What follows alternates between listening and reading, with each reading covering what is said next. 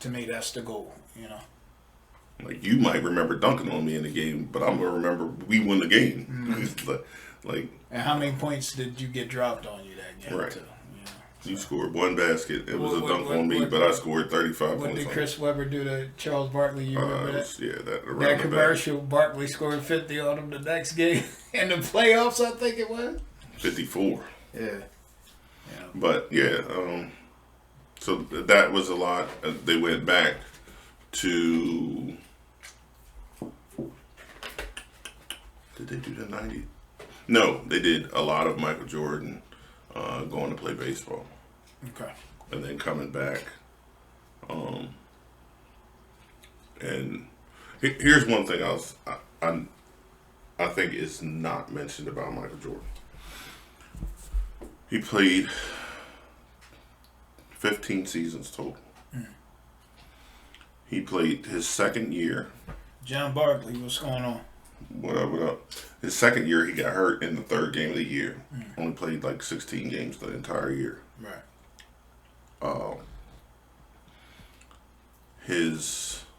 The year he came back from baseball, he played 19 games. That's 2 seasons that he didn't even play 20 games. Right. 20 at there's 82 games. That's a quarter. He didn't even play a quarter of the games. So technically, he had 13 seasons. Leave off the Wizards, what that leave? 11. So in 11 seasons, the dude won 6 championships. Like, in 11 seasons, he was third leading scorer of all time until Kobe broke it. And then Kobe pushed him to 4th. LeBron's now pushed him down to 5th. 11 seasons. I just wanted to mention one thing. There was a year Jordan didn't win the scoring title. Well, it probably was a couple years, but this guy on the Atlanta Hawks won it 1 year. 1 year. And then Jordan won it 10 years in a row. Was it 10 years in a row? 10 years in a row. 10 years in a row. Do you think Jordan's the best scorer of all time?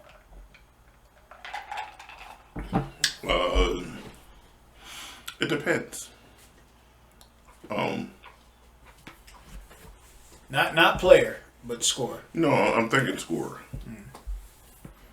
Because you can look at Steph Curry is pretty unstoppable, with that 3-point. So yeah, but I mean, I gotta say, as much as I don't like to say it, he definitely has to be in some kind of top list. I'm not saying he's the best scorer. I can't say he's the best scorer of all time because Wilt averaged 50 points. Right.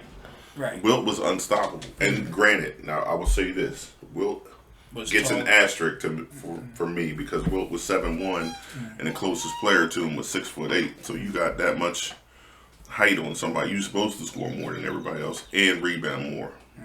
Not saying Wilt wasn't great. Wilt wasn't strong as an ox. Wilt wasn't fast as a cheetah. Great athlete. That's what I'm saying. Just all around athlete. He was strong. He was fast. He was a great athlete. Still holds a high jump record. And he had at 7'1", he had a 40-something inch vert. So can I say Michael Jordan was the greatest scorer? No. I can say that he's probably tied for me 1-2 with Kobe for creating and scoring their own shot. Like creating their own shot. Wilt didn't really have to create his own shot. You just had to get him close to the basket. Turn around. Yeah. That's all you have to do. Right. The same is a little bit true with Kareem. Yeah. I don't ever remember seeing any video of Kareem shooting jumper or mid-range shot. I've never seen. I mean, I'm sure there is. Right. I just have never seen such it. a rarity, right? Well, we also didn't really live in that era either. I think Bird was a great scorer. Like literally whenever he wanted. So no, I couldn't say Michael And Jordan with the left hand. Yeah, the whole game with the left hand. So no, I couldn't say Jordan is the best scorer of all time. I think there's about 5 of them that are in the running for best scorer.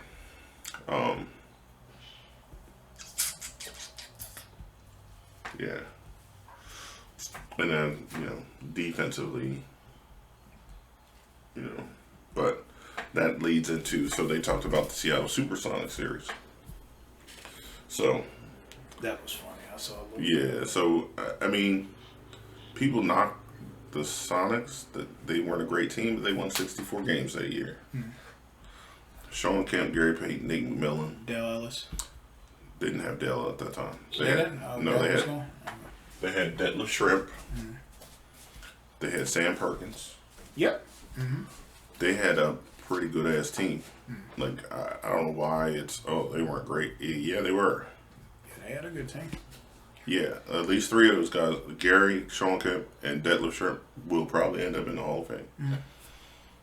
At the least. Great coach, George Karl. George Karl, great coach? Or is he a good coach? No, I think he was a great coach. And here's why I'll say that. If he was just a good coach, we wouldn't even remember his name. He was a great enough coach that those Sonics had some good years. That's like I remember Doug Collins. A good coach, because Doug Collins is always associated with Jordan. Who was the coach of the Phoenix Suns in '93 when Charles Barkley made it to the finals? It was Westfall. Paul Westfall. How many people do you think would ever be able to remember that? Because he was a good coach with a great team. Not many. He also played for the Suns too, though. Yeah. He was a good coach with a great team. That would be my definition of a good coach with a great team. Steve Kerr would be my definition of a good coach with a great team. I agree. I think, if a coach can come in and be interchangeable and the team still does well, then, what kind of coach are they? I would say that. So, they talk about that, and probably the best thing, there's two parts to the Michael Jordan series versus Seattle. It's the lowest scoring average ever in the finals. That was like 27.6 or something like that.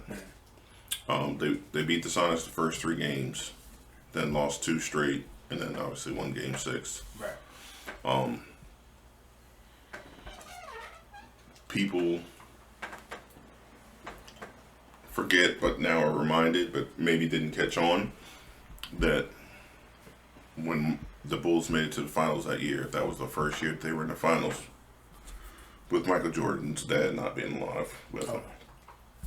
Which, you've lost a parent, I've lost a parent. Right. If I hear classical music, that reminds me of my mom, just because she was a music teacher.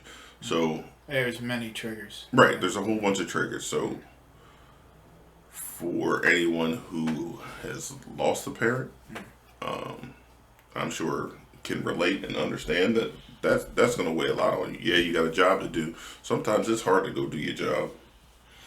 Be you a truck driver, Amazon customer service manager, if emotionally something's weighing on you, especially, when I lost my father, I was working at a warehouse, and even before he died, I knew probably the last 2 weeks of his life he was going. There's literally times I'm walking around this warehouse, I'm crying, coming out the aisles, trying to, get the tears off my face because I didn't want a bunch of people asking me, are you okay? I mean, that gets tiresome after a Sure. while. It's appreciated, but, right. It just reminds you of what you're dealing with. Right. So I think people underestimated what the dude was going through. Obviously they showed that he was human when all the gambling stuff came up, and it just started weighing on him. It literally probably weighed on him enough to make him say, you know what, the hell with this, I'm retiring. Right. So obviously he's human with feelings and emotions, so it gets attributed more to the Supersonics defense than it does. And what I'll say about that is they did have a great defense. And Gary Payton does do a good job of playing Jordan because he's 6'4", almost the same, probably strength level, fast, and he's just like an annoying little gnat. So, and he talks as much as Jordan. So does it bother? Would it bother Mike and make him score less? Of course. Yeah. So a Gary Payton story before that. Gary Payton told Michael, he said, "Man, I'm not impressed with you. I can afford Corvettes too." Right. And Michael said, "Well, the difference between me and you is I don't have to buy mine. They give them to me." Wow. Yeah, I'm impressed with Mike's comments and his quick wit. Yes, very impressed with. But man, when he, so if you didn't see it, and I know you probably saw a clip, Gary Payton talks about how that's what I was just getting ready to ask. He told him, "Man, I'm a guard Mike. I'll guard Mike." He said, "I'm gonna just tire him out. I'm gonna tire him out." And they cut the Michael Jordan. They give Mike the iPad, and as soon as he starts saying, I was tiring him out. Yo, this dude, in real, legitimate, not fake, no, it wasn't laughter, yeah, bagged up in his face. That would be like somebody punching you in the mouth, and you just like. But he did kind of look shocked at first. Mike did. Oh, he did. He was like, "Really?"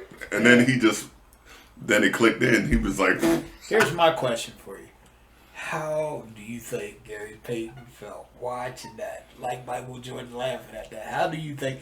Do you think it hurt his ego, or that he's so egotistical? He's just like, oh yeah. I think he's egotistical enough that he was like, "Man, fuck you, Mike." It's fucked up. Like, because I mean, they have a relationship, and obviously he knows Michael Jordan's gonna react like that. You know what I'm saying?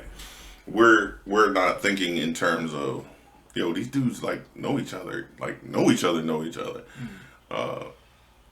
I've heard Gary Payton has said things about people's moms and everything else. I don't know if I ever mentioned this, but my brother is married to a lady. I'm not going to put her name out there. My sister-in-law. Okay, she has a daughter who's married to Irvin Johnson, who was the center for the Sonics. At one point, I don't know if he was on that team. No. Okay.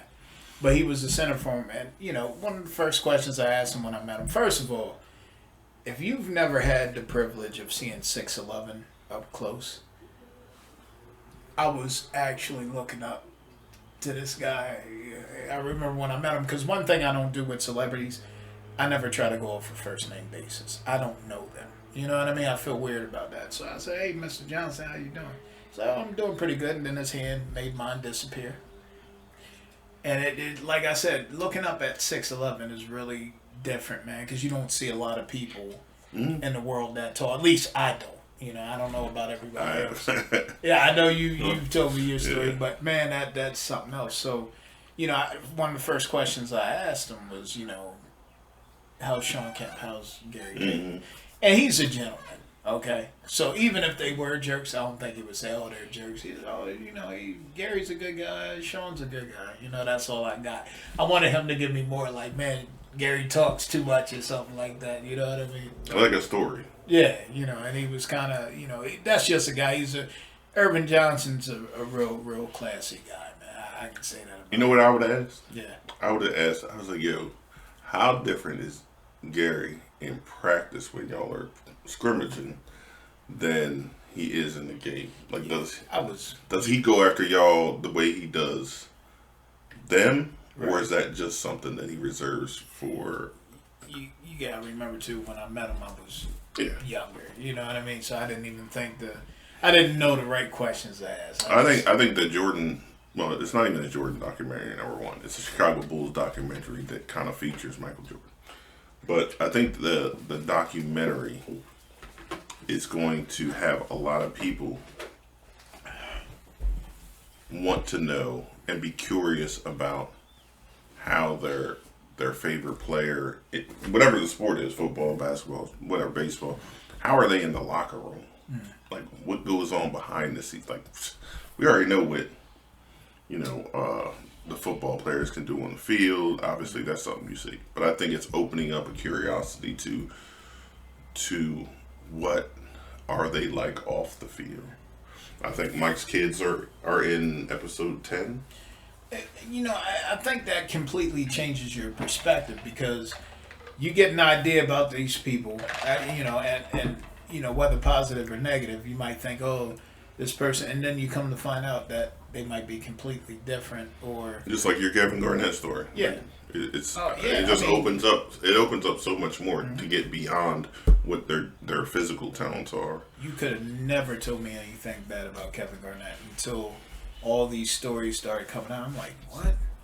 Like Ray Allen, he wouldn't even talk to Ray Allen anymore when he went to Miami. You know, I think. And he only went there because he couldn't get along with Rondo, who I hear Rondo gets into it. Rondo is like one of the worst teammates from everything that I hear. He's just one of the worst teammates you could ever have. But yeah, I'm interested to see tonight. It'll run through. I think the first hour in the 98 part at least is the and it probably will completely focus on because they were caught up because they went from baseball to Space Jam to that season that Michael came back and played a full season. And they're interviewing Horace and Horace is like, he's like, look, we knew at the beginning of the season, all Mike thought about all summer was how we beat them in that series. And we knew come playoff time, it was going to be a problem. And they swept them. Straight swept them. Yeah, I kind of want to go back a little bit. You brought up Space Jam. When they first talked about that, I thought it would be a terrible movie because Michael Jordan, it seems like, well, okay, now that we got behind the scenes or whatever, we know that Michael Jordan does have personality, okay? But whenever you would see an interview with Michael Jordan, it was pretty much straight to the point, very professional. It seemed like it. Now, I will say this, Mike can't really act. But for him not to be able to act, that was a pretty entertaining movie. I gotta say that. But when you're acting, you only gotta be yourself. That's fairly easy. Yeah. I had actually seen Jordan act a couple times, and that was he hosted Saturday Night Live a couple times. So he was doing the skits there, and they weren't the greatest skits. Dry, yeah, they weren't the greatest skits. He even one where he kind of got to be himself with those two dudes that did the Bears. Yeah. So they had, because Mike is from Chicago, so they did that skit with Mike, and even that wasn't great. Yeah. And he only had to be himself in that one. Yeah. But so yeah, the worst I didn't think he was going to be bad because he was being himself, and they kind of went from baseball to him being kidnapped by bugs and blah blah blah. So it wasn't bad. What's funny is now the relation or the revelation that the bad guy, the owner, was based off of Jerry Krause is so wow, that's funny. Well, we already know from watching the documentary, right. He had no love. No, but to put him in a movie and make him short, fat, and I guess it's and better ugly. than Mike running up in his jaw. Wow. Mike did not like him. Keep it away from Jerry. Jerry, it'll stunt your growth, Yeah. And Jerry... What'd he say? He said, Jerry, you gonna come out and do layups with us? He said, somebody lower the rim. I said, damn. Yo, he is a savage. Yeah, definitely. But Jerry, he just was like, yeah. Even in his Hall of Fame speech, he went after Jerry Krause. Yeah. You didn't go out there and play. Right. He said, I don't remember nobody from the organization going out there and playing. So, yeah, that was rough. So I think tonight is strictly, like, legitimately just going, oh, no. So they can go back to, so they haven't done any of the Utah Jazz. So I think going backwards, they'll do, after the 96, after they beat Seattle, they played that one first year where they ended up playing Utah in the finals. So they'll review that along with the Indiana Pacers series, which is the only series Michael Jordan's ever been to. No, the second series. Knicks did it in 93 or 92. One of them. 93, I think. So the Knicks took them to 7 games once. And then throughout their second repeat. The only 7-game series they had was with the Indiana Pacers, who had a really good team. Again, is that the 7 seconds? This Reggie Miller won the game with like 7 seconds left or something. He scored like so many points. Yeah, but here's what nobody will ever say. They talk about Mike pushing off. Reggie pushed. Yeah, you can see him throw him out of the way. Now you know I don't have any sympathy for Mike. You know that. Reggie pushed the crap out of Mike. I think Mike argued with the ref for like 10 minutes after the game, if I'm not mistaken. Well, so that happened. Reggie Miller hit that shot. Jordan had a chance to win the game, and the ball went in and circled out. Like legit went in and out. Like if you see it, you'd be like, "Damn!" I think he did a pump fake off the backboard from 3, and it goes in and then goes and pops out. So they legitimately almost won the game, even though that should have been a foul on Reggie Miller. Right. But it was also a game in Indiana. But again, great team. Mark Jackson, point guard. They had Reggie. They had Jalen Rose. The 2 Davises, Dwayne and Antoine. It was Dale Davis. Dale Davis. Yeah. Detlef had come over there from Seattle, so now Detlef was on Indiana now. And then they had... I thought Detlef was with Indiana first. He came later? Okay. And then they had Rick Smits, who was 7'4". Yeah. Rick, the Dutchman, Flying Dutchman. Duncan Dutchman. Was it Duncan Dutchman? Duncan Dutchman. Gotcha. The Flying Dutchman is from Pirates of the Caribbean. I thought the Flying Dutchman was from Scooby-Doo. I thought it was from Pirates of the Caribbean. It might be. Because they had that boat that could go in there and then go. I haven't seen those movies like maybe once a piece. But yeah, another team that great. So when they say, oh, these teams had no talent, the people that say Jordan beat teams that weren't as talented as today, it's because those are people that never saw those games and don't know. Listen. Like Detroit itself might be one of the greatest basketball teams of all time. I don't care what anybody say. They were stacked from 88 to front 90. to back. 88 to 90. Front to back. That's why they walked off and didn't shake Jordan's hand. They couldn't believe they got beat. That was the thing. They just won 2 championships in a row. And then got swept. They couldn't believe it. That's what it was. Talk about knocking you off the mountaintop. Yeah. But yeah, people talk about those teams, but then in the same terms, they're like, oh, well, if Mike was so great, why couldn't he ever get out of the first round or the second round? Because the teams were so damn good. What are you talking about? The Boston Celtics have 7 Hall of Famers on their team. The Sixers were good at that time. The Sixers were fairly good. The Knicks were damn near impossible to beat. There were great teams in the NBA. Full of great players. The only time people say Michael beat teams that, today's teams would walk through, that's because you never saw them play. Ain't nobody walking. That Indiana Pacers team would be champions right now. Back if they played.